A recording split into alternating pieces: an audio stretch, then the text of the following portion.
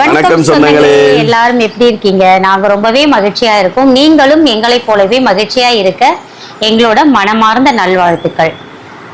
இன்னைக்கு என்னப்பா பேச போறோம்? அதாவது நம்ம நேத்தி சொன்னோம் இல்லையா, நாங்க வந்து அடிப்படையில இருந்து வளர்ந்து வந்தோம். எங்களை பத்தி உங்களுக்கு சொல்லி ரியலா நாங்க எப்படி வளர்ந்தோம்ன்றது சொன்னாதான் உங்களுக்கு வந்து புரியும். நீங்களும் வந்து நம்மளாலேயும் முன்னேற முடியும்ன்ற ஒரு நம்பிக்கை வரும்னு சொன்னோம் இல்லையா. அப்ப என்னன்னா, உன்னோட பேக்ரவுண்டையும் உங்களுக்கு சொல்லணும், என்னோட பேக்ரவுண்டையும் சொல்லணும். அப்ப நம்ம ரெண்டு பேரும் சேர்ந்து நம்ம என்ன கஷ்டம் எல்லாம் பட்டோம் எல்லாத்தையும் சொல்லி இன்னைக்கு எந்த அளவுல இருக்கும் அப்படின்றத சொன்னாதான் உங்களுக்கு புரியும். சரியா? அப்பதான் அந்த ஒரு நம்பிக்கை வரும். அதனால இப்ப ஃபர்ஸ்ட் வந்து அம்மா சொல்லுவாங்க. ஆமா, சரி, நான் முதல்ல என்னை பத்தி சொல்றேன். நான் பிறந்த ஊர் வந்து திருவண்ணாமலை மாவட்டம், வந்தவாசி வட்டம், கீழ்கொடுங்காலூர் கிராமம். அதுதான் பின்கோடு மட்டும்தான் மிஸ் ஆகுது. நான் பிறந்த ஊர் அதுதான். அங்க வந்து நாங்க வந்து கைத்தறி நெசவாளர்கள், அந்த குடும்பத்தை சேர்ந்தவங்க. அப்பா வந்து கைத்தறி நெசவு தொழில்னா உங்களுக்கு தெரியும். அதை நம்பி தான் அந்த ஊரே எல்லாருமே. சரிங்களா? கொஞ்சம் விவசாயமும் எங்களுக்குன்னு கொஞ்சம் நிலம் இருந்துச்சு, அதெல்லாம் அதுக்கப்புறமா போயிடுச்சு. சரிங்களா? ஸோ வந்து மெயின் வந்து கைத்தறி தொழில் தான். ஸோ அந்த மாதிரி இருக்கும்போது ஒரு காலகட்டத்தில் கைத்தறி நெசவு தொழில் வந்து நொடிச்சு போச்சு அந்த ஊரில். பிழைப்புக்காக என்ன பண்ணுறது அப்படின்றதுக்காக நான் வந்து அப்போ அந்த ஊரில் ஃபஸ்ட் ஸ்டாண்டர்ட் படிச்சுட்டு செகண்ட் ஸ்டாண்டர்ட் போகிறேன். அதுக்குள்ளார நிறைய கஷ்டங்கள் அந்த இதெல்லாம் நிறைய நடந்திருக்கு. ஏன்னா எனக்கு சின்ன வயசில் நான் பிறந்தப்ப எங்கள் அம்மாவுக்கு அப்போ 40 வயசில் தான் நான் பிறந்தேன். ஏன்னா ரொம்ப லேட் டெலிவரி எங்கள் அம்மாவுக்கு. அப்படின்றப்ப எனக்கு நிறைய சத்து குறைபாடு சின்ன வயசில். அப்போது அந்த எனக்கு வந்து ஒரு வயசை தாண்டினதுக்கு அப்புறம்லாம் எனக்கு என் உடம்புல இந்த ஆஸ்மா பிரச்சனை, டிபி பிரச்சனை ரெண்டுமே இருந்துச்சு. நைட்டெல்லாம் அம்மா அப்பாவை தூங்கவே விட மாட்டேன். அதாவது மூச்சு இழுத்து வாங்கிறது, போய் அந்நேரத்தில் போய் அப்போல்லாம் வந்து வீட்டுக்கே டாக்டர்ஸ்லாம் வந்து பார்ப்பாங்க, கிராமங்கிறதால நைட்டெல்லாம் வந்து பார்ப்பாங்க. அந்த மாதிரிலாம் நிறைய கஷ்டப்பட்டுருக்காங்க. இதுக்கு இடையில நான் எப்பயோ ஓரளவுக்கு வளர்ந்தாச்சு. ரெண்டாவது வந்து போகிறேன். அந்த நேரத்தில் விவசாய தொழில் நொடிச்சதால நாங்கள் 2 பேர் தான், நானும் அக்கா மட்டும்தான். என்னை விட அக்கா வந்து எங்கள் அக்கா அந்த ஃபோட்டோவில் நிறைய டைம் நம்ம ஹாலில் பார்த்துருப்பீங்க நீங்கள். அக்கா மாமா அவங்க 2 பேருமே இப்போ இறந்துட்டாங்க. அவங்க வந்து 14 வருஷம், அவங்க பிறந்து 14 வருஷம் கழிச்சு தான் நான் பிறந்தேன். அப்படின்றப்ப எனக்கும் அவங்களுக்கும் 14 வருஷம் ஏஜ் டிஃப்ரென்ஸு. அதனால அக்கா என்ன பண்ணாங்க, ஐயோ இப்படியே இருந்தால் நம்ம பட்டினி கிடக்க வேண்டியதுதான் சொல்லிட்டு சென்னை நோக்கி அவங்க வராங்க. சென்னை நோக்கி அவங்க போயிட்டு ஒரு பருப்பு கம்பெனியில், ராயபுரம் கல்மண்டபம் ஏரியா உங்களுக்கு தெரிஞ்சிருக்கும், சென்னையில் இருக்கீங்கன்னா அங்கே போய் பருப்பு கம்பெனியில் தங்கி வேலை பார்க்குறாங்க. அவங்க போயிட்டு ஒரு மாதத்துக்கு வந்து பார்ப்பாங்க. பார்க்கும்போது முதல் முறையாக அப்போல்லாம் சாம்பலில் தான் கையில் தேய்க்கிறது, ப்ரெஷ்ஷு அப்படின்றது, பேஸ்ட்டு அப்படின்றத முதல் முறையாக நான் அப்போ தான் பார்க்குறேன். ஸ்வீட்டு சாப்பிட்றது, இனிப்பு இருக்கு இல்லையா, அதெல்லாம் சாப்பிட்டது கிடையாது உண்மைக்கு. பொதுவாகவே ஸ்வீட்டு அப்படிங்கிற ஒரு விஷயத்த அப்போ தான் எனக்கு வாங்கிட்டு வராங்க. பழம்லாம் வீட்டில் எப்பயாவது வாழைப்பழம் மட்டும் கிடைக்கும், எங்கேயாவது சாமிக்கு படைக்கும் போதோ அப்படி கிடைக்கும். மற்ற பழங்கள்லாம் சாப்பிட்டதில்லை. ஸோ இதெல்லாம் எனக்கு ஆசையாக எங்கள் அக்கா அங்கே போய் ஒரு மாதம் கஷ்டப்பட்டு வேலை செஞ்சு முதல் சம்பளத்தில் எனக்கு வாங்கிட்டு வராங்க. எனக்கு அவ்வளோ சந்தோஷம். அந்த ஒரு சின்ன சின்ன நிகழ்வும் எனக்கு இப்போ வரைக்கும் கூட மறந்து போகலை. ஃபஸ்ட்டு ப்ரஷ் வச்சு பேஸ்ட் வச்சு தேய்ச்சது, பல் தேய்ச்சது அப்போ தான் அவ்வளோ சந்தோஷமாக இருந்தது எங்கள் அக்காவோட சம்பளத்தில். அப்புறமா என்ன பண்ணாங்க, எங்களையும் அங்கே கூட்டிகிட்டு போயிட்டாங்க. அவங்க வந்து எனக்கு தங்கறதுக்கு வந்து ஒரு நாய் கட்டி வச்சிருந்த ரூம், நாய் கட்டி வச்ச ரூம்ல தான் எங்களுக்கு கொடுத்துருந்தாங்க. அந்த நாய் நைட்டெல்லாம் குலைக்கும்பா. நாங்களும் அதில் தூங்காமல் முடிச்சுட்டு, ஒரு நாய் பக்கத்தில் குலைச்சிட்டே இருக்குன்னா நம்ம எப்படி தூங்க முடியும்? அந்த கலீஸ் எல்லாம் இருக்கும். அதெல்லாம் வந்து என்ன சொல்றது, அனுபவிச்ச எங்களுக்கு தான் தெரியும். அந்த மாதிரி அவதுங்களோடையே நாங்களும் படுத்து தூங்கணும். ஒரு வாரம் ரொம்ப கஷ்டப்பட்டோம். எங்கள் அக்காவால் தாங்க முடியல, நான்லாம் படுற கஷ்டம். என்ன பண்ணிட்டாங்க, எங்கள் பெரியம்மாலாம் அப்போ சைதாப்பேட்டையில் இருந்தாங்க. அவங்க எங்களுக்கு முன்னாடியே ரொம்ப வருஷத்துக்கு முன்னாடியே சென்னையில் வந்து செட்டில் ஆகிட்டாங்க. அப்புறமா அவங்க மூலியமா அங்கே ஒரு வீட்டை பார்த்துட்டோம். அப்போல்லாம் ஒரு மாத வாடகை 80 ரூபா. 80 ரூபான்றது பெரிய விஷயம் கொடுக்கறதுக்கு. அதுக்கப்புறமா அங்கே போயிட்டு அம்மா அப்பாலாம் வந்து இந்த கைத்தறி நெசவு தொழில் தான், வீட்டு வேலையெல்லாம் செய்து மற்றவங்க வீட்டுக்கு போய் வீட்டு வேலை செய்ததெல்லாம் பழக்கம் இல்லை. நம்ம வீட்டில் மண் தறியை சாணி போட்டு மெழுகி வெள்ளிக்கிழமானா கோலம் போட்டு அவ்வளோ அழகாக சொந்த வீடு கிராமத்தில் அதில் பண்ணிட்டு அவங்க முதலியா ஒரு வீட்டு வேலைக்கு போகிறாங்க. ஏன்னா அங்கே வேற எதுவும் இல்லை. எங்கள் அப்பா வந்து வாட்ச்மேன் தொழிலுக்கு போயிட்டார். வாட்ச்மேன் வந்து ஒரு கம்பெனிங்களுக்கு போயிடுவாங்க இல்லையா, அது கேட்டு அவர் போயிட்டாரு. ஏன்னா ஒரு சென்னையில் ஒரு வாடகை கொடுத்து நம்ம 4 பேர் சாப்பிட்டு இருக்கணும்னா நம்மளுக்கு ஒரு வருமானம் வேணும். அதனால எங்கள் பெரியம்மா தான் வந்து அவங்களும் வீட்டு வேலைக்கு போயிட்டு இருந்தாங்க. அங்கே அவங்களுக்கு தெரிஞ்ச வீட்டில் கொண்டு போய் விட்டாங்க. அப்படியே வந்து பழகிட்டு, அப்போல்லாம் முறம் கூட கிடையாது, கையில் ரேஷன் அரிசி தான் வடிப்போம். இந்த முறம் கூட ஏன் நம்ம யாருக்கிட்டையாவது கேட்கணும், எதனா கேட்டு எதனா இல்லைன்னு சொல்லிட்டாங்கன்னா கஷ்டம் இல்லையா? அதனால என்ன பண்ணாங்க, எங்கள் அம்மா என்ன பண்ணுவாங்க, ரேஷன் அரிசி கையில் இப்படி கையிலேயே இப்படி ஊதி ஊதி ஊதி கழுவிட்டு சாப்பாடு வைப்பாங்க. அதுதான் நாங்கள் சாப்பிட்டோம். ஒரு சோறுனா ஒரு குழம்பு தான், அதுவே ரொம்ப பெரிய கஷ்டம் அப்போ சாப்பிட்றது. இந்த கோழிக்கால்லாம் நாங்கள் அப்போ தான் முதல் முறையாக வாழ்க்கையில் பார்க்குறோம். கோழி கறி வாங்க காசு இருக்காது, கால் வந்து 2 ரூபாய்க்குலாம் கொடுப்பாங்க கால். அந்த கோழிக்காலை வாங்கிட்டு வந்து தான் எங்கள் அம்மா வந்து குழம்பு வச்சு எங்களுக்கு போடுவாங்க. நாங்கள் சாப்பிட்ட சின்ன வயசில் சாப்பிட்ட நான்வெஜ் இதுதான். ஸோ இதெல்லாம் நாம் பட்ட கஷ்டம். ஸோ இப்படி தான் வளர்ந்தோம். இதுக்கிடையில் எங்கள் அக்காவுக்கு திருமணம் பண்ணோம்.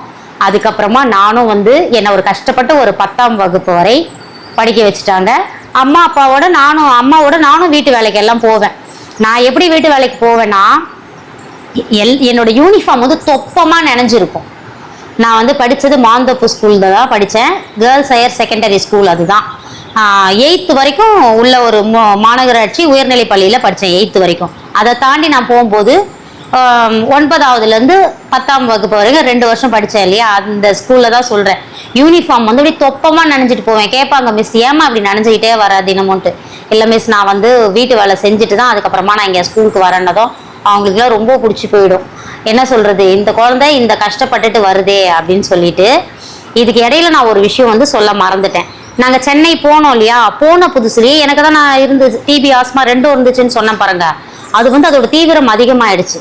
அதுக்கப்புறம் அம்மா வீட்டு வேலை செஞ்சாங்க இல்லையா, அவங்க வந்து லேப்ல வந்து லேப் டெக்னீஷியன். அவங்க என்ன பண்ணாங்க, நம்ம சைதாப்பேட்டையில் இருக்க அரசு மருத்துவமனை அங்கே கூட்டிகிட்டு போனாங்க. கூட்டிகிட்டு போயிட்டு ஸ்கூல்லேருந்து அதாவது வீட்டிலேருந்து என்னை முதல்ல ஹாஸ்பிட்டல் கூட்டிகிட்டு வருவாங்க. அதுக்கு முன்னாடி அங்கே உடுப்பி ஹோட்டல் ஒன்று இருக்கும், அங்கே எனக்கு தோசை வாங்கி தருவாங்க. அதை என்னை சாப்பிட வச்சுட்டு அதுக்கப்புறமா இங்கே ஹாஸ்பிட்டலில் போய் பார்த்துட்டு மறுபடியும் ஸ்கூலில் கூப்பிட்டு போய் விடுவாங்க. இது என்னன்னா, எனக்கு தொடர்ந்து ஒரு 3 மாதம் அந்த ஊசி போட்டே ஆகணும்னு சொல்லிட்டாங்க. தினமும் 3 மாதம் அந்த ஊசியை எடுக்கணும். ஊசியை பட்னியாக எடுக்க முடியாது. எங்கள் அம்மா என்னை தூக்கிட்டே வருவாங்க. ஏன்னா நடக்க கூட சத்து கிடையாது. தூக்கிட்டே வந்து எனக்கு இதை வாங்கி கொடுத்துட்டு அவங்க பட்னியாக இருப்பாங்க கண்ணுக்கு தெரிஞ்சு. ஏன்னா நடமாடும் தெய்வம், நமக்கான தெய்வம் அம்மா தான். அம்மா வந்து எல்லார் லைஃப்லேயும் ஸ்பெஷல் தான். என்னோட லைஃப்பில் எங்கள் அம்மா பட்டினியாக இருந்து என்னை வளர்த்தாங்க. வாங்கி கொடுத்துட்டு மறுபடியும் ஸ்கூலில் கொண்டு போய் என்னை விட்டுட்டு அதுக்கப்புறமா அவங்க வீட்டு வேலைக்கு போகணும். ஸோ இப்படி தான் என்னை கஷ்டப்பட்டு வளர்த்தாங்க. தொடர்ந்து ஒரு 6 மாதம் 3 மாதம் ஊசி போடணுமா தினமும், அதுக்கப்புறம் 3 மாதம் மாத்திரை எடுத்துக்கிட்டோம். ஸோ அது வந்து எனக்கு கம்ப்ளீட்டாக கிளியர் ஆகிட்டதுக்கு அப்புறம் தான், ஏன்னா தெரிஞ்சவங்க நமக்கு அங்கே இருக்காங்க. அம்மா வீட்டு வேலை செஞ்சாங்கன்னு சொன்னேன் இல்லையா, அவங்க வந்து லேப் டெக்னீஷியன் இருக்கவும் அங்கே சீஃப் டாக்டர்கிட்ட சொல்லி கொஞ்சம் மருந்து மாத்திரையெல்லாம் நல்லதாக கொடுத்து என்னை ரொம்பவே சீக்கிரமாக அந்த இதுலேருந்து வெளியே கொண்டு வந்துட்டாங்க. அதுக்கப்புறம் அதனோட பாதிப்புகள் எதுவுமே வரல. அதுக்கப்புறமா நான் நல்லா ஹெல்த்தியாக இருக்க ஆரம்பிச்சிட்டேன்.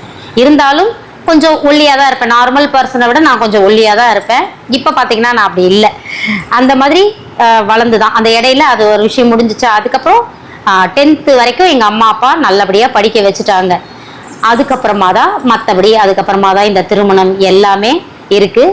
இன்னைக்கு வந்து இதுவே கொஞ்சம் நேரம் ஆயிட்டு இருக்கும். கரெக்டா டைம் ஆயிட்டு இருக்கும். வேற என்னப்பா சொல்லணும்? ஆமா, இதை சொல்லிட்டு இருக்கிறதுனால அப்படியே போயிடுச்சு. கொஞ்சம் கொஞ்சமா என்ன நடந்துச்சு அப்படின்றத நம்ம சொல்லிக்கிட்டே வரலாம். 10ஆம் வகுப்பு வரை எங்க அம்மா அப்பா அந்த கஷ்டத்துலயே என்னை படிக்க வச்சுட்டாங்க. இதுல என்ன ஸ்கூலுக்கு கூட்டிட்டு போகும்போதெல்லாம் என்னை வந்து கிண்டல் பண்ணுவாங்க எல்லாரும்.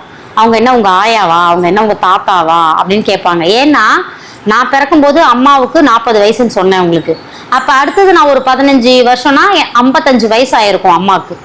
அப்ப என்னை கூட்டிட்டு போகும்போது அவங்களுக்கு எப்படி இருக்கும், இது என்ன உங்க ஆயாவான்னு கேட்கும்போது நான் கவலைப்பட மாட்டேன், மனசுக்குள்ளார இருக்கும். அதனால அம்மா அப்பா மறுபடியும் காமிச்சிக்க மாட்டேன்.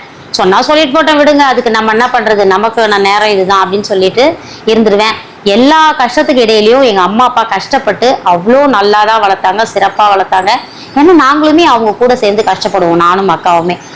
எங்க அக்காலாம் அம்மாலாம் இந்த வீட்டு வேலைக்கு இடையிலையும் இந்த கொளுத்து வேலை போய் பார்க்கறது, அதுல கொஞ்சம் சம்பளம் கிடைக்கும் இல்லையா, ஸோ அந்த வேலை கிடைக்கும் போது அதுக்கும் போவாங்க.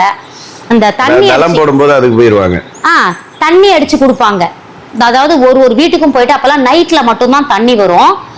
தண்ணி போய் நைட்டு ஃபுல்லா அடிச்சு அவங்க வீட்டுக்கெல்லாம் ரொப்பிட்டு வருவோம். அதுவும் நான் ஒரு சில நாள்லாம் கூடவே, ஏன்னா தனியாக விட்டுட்டு போகக்கூடாது. ஏன்னா அப்பா அம்மா அக்கா 3 பேருமே போய் அந்த தண்ணி அடிச்சு, ஒருத்தர் தண்ணி அடிச்சு கொடுப்பாங்க, கை வலிக்கும் போது இன்னொருத்தர் மறுபடியும் அடிப்பாங்க, குடமா தூக்கின்னு போய் அவங்க வீடு ஃபுல்லாக ரிப்பீட் அந்த மாதிரி ஒரு 4-5 வீட்டில் அடிச்சு கொடுத்துட்டு வருவோம். அப்போ குழந்தைய தனியாக விட்டு போக முடியாது, என்னையும் கூட்டுப்பாங்க. நானும் தூங்கிக்கிட்டே நடந்து போவேன், தூங்கிக்கிட்டே நடந்து வருவேன்.